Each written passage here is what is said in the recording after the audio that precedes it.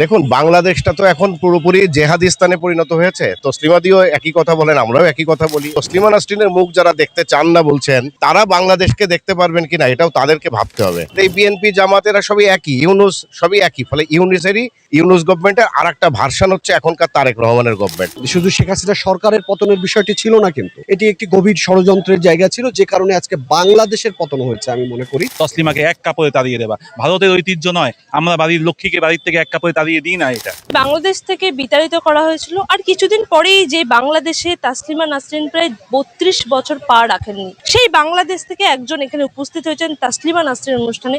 তিনি কি বলছেন আপনাদেরকে শোনাবো। দাদা, আপনি বাংলাদেশ থেকে আসছেন? হ্যাঁ, আমিও বাংলাদেশ থেকে আসা এবং আমিও বাংলাদেশ থেকে নির্বাসিত হই। এবং আমরা এখানে অনেকেই আছি, আজকের অনুষ্ঠানে অনেকে এসছে যারা গত 5 আগস্টের পরে নির্বাসিত, এবং তারা প্রত্যেকেই তসলিমা নাসরিনের মতোই মৌলবাদী সাম্প্রদায়িক শক্তির দ্বারাই বিতাড়িত হওয়া বাংলাদেশ থেকে। এই যে বাংলাদেশে যেমন তাসলিমা নাসরিন দুঃখ তো আছে, আপনার মধ্যে কতটা দুঃখ? দেখুন, আমি একটা কথা সবসময় বলি যে স্বজন হারানোর যন্ত্রণার চাইতে মাটি হারানোর যন্ত্রণা অনেক বেশি।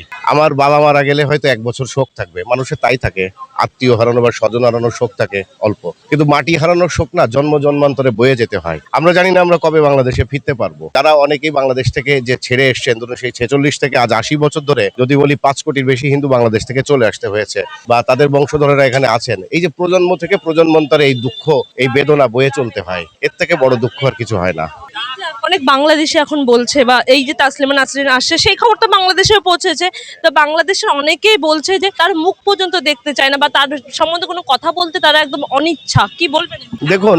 দেখুন, বাংলাদেশটা তো এখন পুরোপুরি জেহাদিস্তানে পরিণত হয়েছে। তসলিমাদিও একই কথা বলেন, আমরাও একই কথা বলি, এবং ওটা পাকিস্তানের একটি অঙ্গরাজ্যে পরিণত হয়েছে আবার নতুন করে। এবং 71-এর যে মুক্তিযুদ্ধের যে পরাজিত শক্তি, তারা আজকে বাংলাদেশকে চালাচ্ছে। কিন্তু অবস্থা না এরকম চিরদিন থাকবে না। তসলিমা নাসরিনকে একদিন কলকাতা থেকেও বিতাড়িত করা হয়েছিল, আবার তিনি ফিরেছেন, আমাদেরকে এই কলকাতা জায়গা দিয়েছে। বাংলাদেশ থেকে আসার পরে এই কলকাতাতে আমাদেরকে জায়গা দিয়েছে, এবং আমরা খুব দৃঢ়তার সঙ্গে বলতে চাই যে একদিন আমরা আবার বাংলাদেশে ফিরবো। আমরা প্রতিনিয়ত একটা মন্ত্রই জপ করি, next year in east Bengal. আমরা নেক্সট ইয়ার ইস্ট বেঙ্গল আমরা যাবই। আমরা জানি না যে সেই নেক্সট ইয়ারটা ঠিক 2027 নাকি 2037 বা 2047, কিন্তু এটুকু আমরা নিশ্চিত করে বলতে পারি ওই বাংলাদেশে আমরা আবার যাব। কারণ ওই বাংলাদেশ মুক্তিযুদ্ধের মধ্য দিয়ে অর্জিত বাংলাদেশ, ওই বাংলাদেশ আমাদের বাংলাদেশ। যারা আজকে সাময়িক সময়ের জন্য ওখানে বিজয়ী হয়েছে, তারা যে চিরকাল ওখানে বিজয়ী থাকবে এমনটা কিন্তু নয়। ফলে আমরা একদিন যাব। তসলিমা নাসরিনের মুখ যারা দেখতে চান না বলছেন, তারা বাংলাদেশকে দেখতে পারবেন কিনা এটাও তাদেরকে ভাবতে হবে। একসময় এমন দিন আসবে যে তারা বাংলাদেশকে দেখতে পারবেন না। এই যে এতদিন ফিরতে পারলেন না, সরকারের বদল ঘটেছে, তারপরেও ফিরতে পারলেন না, আশা কোনোভাবে থাকছে যে ফিরতে পারবেন? দেখুন, এমনি তো কেউ যেতে দেবে না। কারণ 2024-এর 5 আগস্টে শেখ হাসিনার পতনের পরে যে সরকারটা এসছিল, যে ইন্টারিম সরকার ডক্টর ইউনূসের নেতৃত্বে, আজকে যারা ক্ষমতায় আছে বিএনপি সরকার এবং তার বিরোধী দলে হচ্ছে জামায়াত, এই বিএনপি জামাতেরা সবই একই, সবই একই। ফলে ইউনূস গভর্নমেন্টের আর একটা ভার্সান হচ্ছে এখনকার তারেক রহমানের গভর্নমেন্ট। ফলে এমনি তারা আমাদেরকে যেতে দেবে না। ফলে সরকার বদলের সঙ্গে এদের কোনো সম্পর্ক নেই। হ্যাঁ, ওখানকার মানুষ, ওখানে যারা এখনো আছেন, আমরা তো প্রাণ বাঁচাতে এসে কলকাতায় আশ্রয় নিয়েছি, আরো বহু মানুষ আমাদের ওখানে থেকে কিন্তু প্রতিনিয়ত লড়াই করছেন। মিছিল হচ্ছে, এক একটা মিছিলের পরে 7-8 জনের লাশ পাওয়া যাচ্ছে, এক একটা মিছিলের পরে 200 জন নতুন করে জেলে যাচ্ছেন, কিন্তু লড়াইটা কিন্তু থেমে নেই। আমরা লড়াইটা লড়বো। ওখানে আমাদের ভাইয়েরা বোনেরা যারা আছেন তারা লড়াই করছেন, আমরা হয়তো এখান থেকে অন্য ফর্মে লড়াই করছি। এবং এটুকু বলতে পারি, যেটা আপনাকে বললাম, যে মন্ত্র আমরা জপ করি, next year in east Bengal, আমরা অবশ্যই ফিরবো। এবং বাংলাদেশ ওদের নয়, বাংলাদেশ আমাদের। ফলে ওই বাংলাদেশে আমরা অবশ্যই যাব। এই আশা আছে বলেই আমরা এখনো পর্যন্ত কিন্তু বেঁচে আছি। আশা যেদিন থাকবে না সেদিন তো বেঁচে থাকবো না।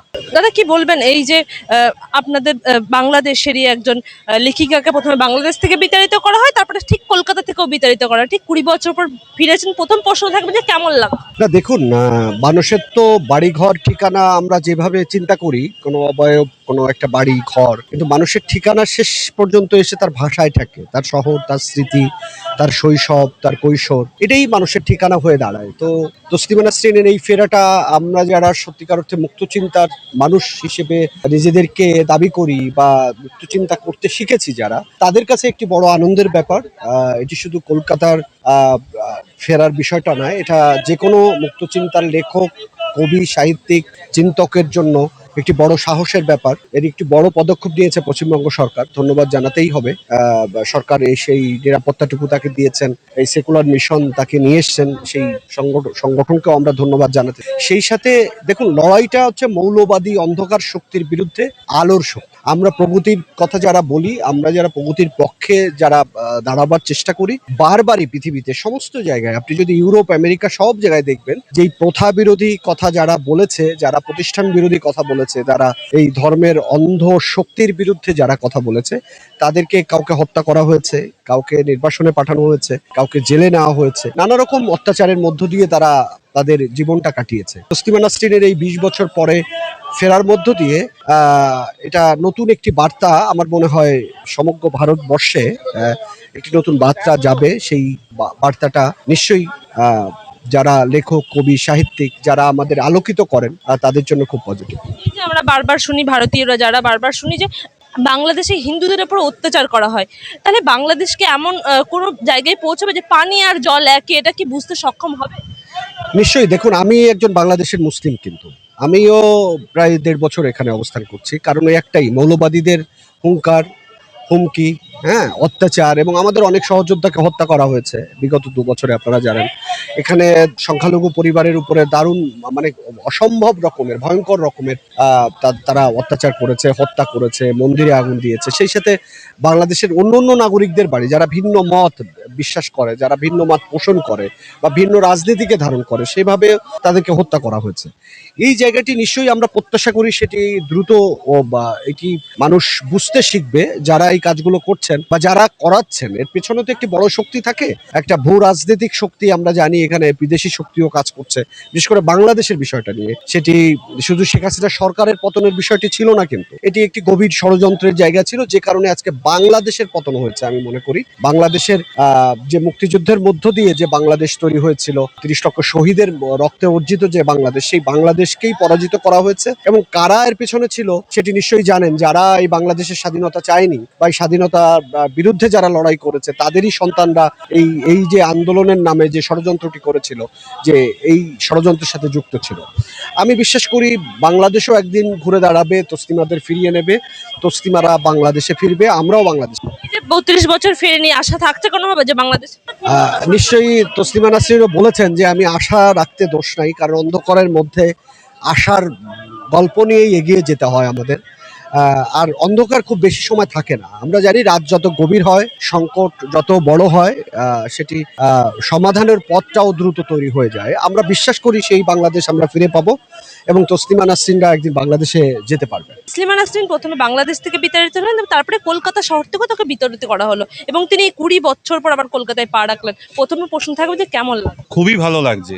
কলকাতা তার স্বরূপ ফিরে পেয়েছে, কলকাতা ঋত সম্মান পুনঃস্থাপিত করতে পেরেছে। কলকাতা মুক্ত মানুষের শহর, বাংলা তথা ভারত মুক্ত মানুষ, মুক্ত মনের চর্চা আদি অনন্তকাল থেকে হয়ে এসছে।